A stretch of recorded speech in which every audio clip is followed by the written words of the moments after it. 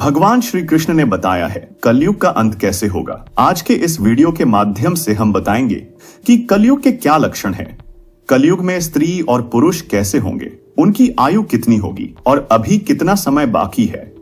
तो चलिए बिना देरी किए जान लेते हैं कलयुग का अंत, भगवान श्री कृष्ण का उपदेश और भविष्यवाणियां। जब महाभारत के युद्ध के बाद धर्मराज युधिष्ठिर हस्तिनापुर के सिंहासन पर बैठे तो उन्हें यह चिंता सता रही थी कि अब सृष्टि का भविष्य क्या होगा। द्वापर युग का अंत हो रहा था और कलयुग की शुरुआत होने वाली थी। युधिष्ठिर को यह डर था कि इस युग में मानव जीवन का क्या हश्र होगा, धर्म और सत्य की स्थिति क्या होगी और कैसे मानवता का पतन होगा। अपने इन सवालों का समाधान जानने के लिए युधिष्ठिर ने अपने चारों भाइयों भीम, अर्जुन, नकुल और सहदेव के साथ भगवान श्री कृष्ण के पास जाने का निश्चय किया। भगवान श्री कृष्ण ही इस समय के सबसे बड़े ज्ञानी थे और उन्हें भविष्य के बारे में पूरी जानकारी थी। पांडवों ने श्री कृष्ण से कलयुग के बारे में जानने का निर्णय लिया और भगवान ने उन्हें यह ज्ञान देने के लिए एक विशेष परीक्षा का आयोजन किया। भगवान श्री कृष्ण ने पांडवों को अलग अलग दिशाओं में भेजने का आदेश दिया ताकि वे विभिन्न विचित्र और अद्भुत घटनाओं का सामना करें। पांडवों ने भगवान की आज्ञा का पालन करते हुए जंगलों में विचित्र दृश्य देखे। युधिष्ठिर का हाथी। युधिष्ठिर ने देखा कि एक हाथी के 2 सूंड थे और वह दोनों सूंडों से पेड़ों को उखाड़ रहा था। यह दृश्य देखकर युधिष्ठिर बहुत चकित हो गए। भगवान श्री कृष्ण ने इसका अर्थ बताते हुए कहा कि यह दृश्य यह संकेत देता है कि कलयुग में ऐसे शासक होंगे जो सत्ता के दोनों पक्षों से प्रजा का शोषण करेंगे। वे अपने स्वार्थ के लिए प्रजा की सेवा और भक्ति का ढोंग करेंगे, लेकिन असल में उनके अंदर केवल स्वार्थ होगा। अर्जुन का पक्षी।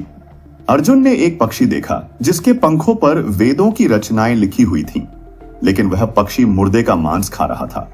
श्री कृष्ण ने इसका अर्थ बताया कि कलयुग में ऐसे लोग होंगे जो बड़े विद्वान और पंडित कहलाएंगे, लेकिन उनका ज्ञान केवल दिखावा होगा, उनका हृदय पवित्र नहीं होगा और वे केवल अपने स्वार्थ के लिए धर्म का व्यापार करेंगे। भीम का गाय और बछड़ा। भीम ने देखा कि एक गाय बछड़े को इतनी जोर से चाट रही थी कि वह लहूलुहान हो गया। श्री कृष्ण ने कहा कि यह दृश्य यह संकेत देता है कि कलयुग में माता पिता अपने बच्चों के प्रति अत्यधिक मोह और ममता दिखाएंगे, जिससे उनके बच्चों का विकास रुक जाएगा। अत्यधिक स्नेह के कारण बच्चे आत्मनिर्भर नहीं हो पाएंगे और उनका जीवन कमजोर हो जाएगा। सहदेव का कुआं। सहदेव ने देखा कि 7 कुएं थे, जिनमें से 6 में पानी था, लेकिन बीच वाला कुआं सूखा हुआ था। भगवान श्री कृष्ण ने कहा कि यह दर्शाता है कि कलयुग में लोग दिखावे के लिए संपत्ति और ऐश्वर्य में वृद्धि करेंगे, लेकिन दूसरों की मदद और जरूरतों की ओर कोई ध्यान नहीं देंगे। उनका जीवन स्वार्थ से भरा होगा। नकुल का शिला और पौधा।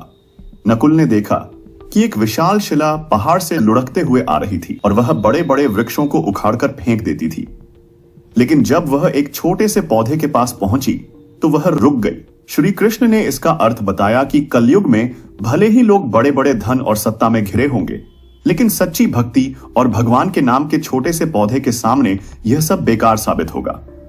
केवल सच्ची भक्ति ही उन्हें कलयुग के पतन से बचा सकती है।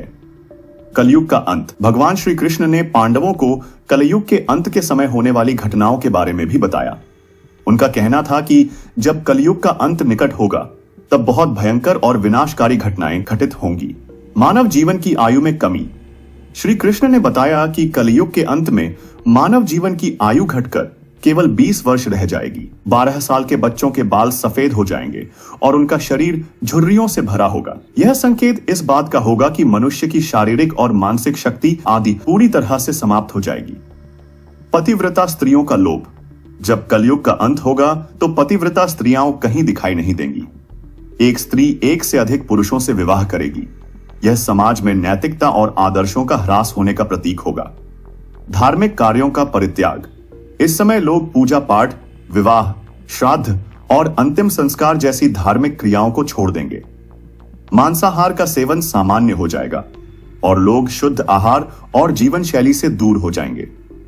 वृक्षों का फलहीन होना। इस समय वृक्षों में फल उत्पन्न नहीं होंगे। सभी वृक्ष केवल शमी के होंगे और पूरी पृथ्वी पर शाकाहार का स्थान मांसाहार ले लेगा। अल्पवृष्टि।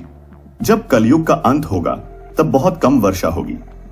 खेतों में अनाज उगने में कठिनाई होगी और लोग भयंकर भूखमरी का सामना करेंगे। सूर्य और प्रलय।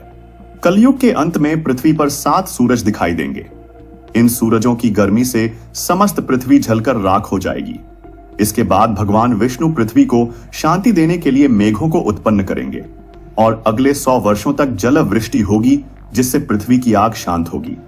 फिर इस विनाशकारी घटना के बाद एक नई सृष्टि का निर्माण होगा, जो पहले से अधिक शुद्ध, पवित्र और दिव्य होगी। भगवान श्री कृष्ण के इन उपदेशों और भविष्यवाणियों से यह स्पष्ट होता है कि कलयुग में धर्म और सत्य का पालन करना अत्यधिक कठिन होगा। भगवान के नाम का जाप करें, सच्चे धर्म का पालन करें और अपने जीवन में भक्ति का रास्ता अपनाएं, तो हम इस पतन से बच सकते हैं। यह ज्ञान हमें चेतावनी देता है कि हमें अपने जीवन में अधिक सतर्क, जागरूक और धार्मिक बनना चाहिए, ताकि हम इस कठिन युग के प्रभाव से बच सकें।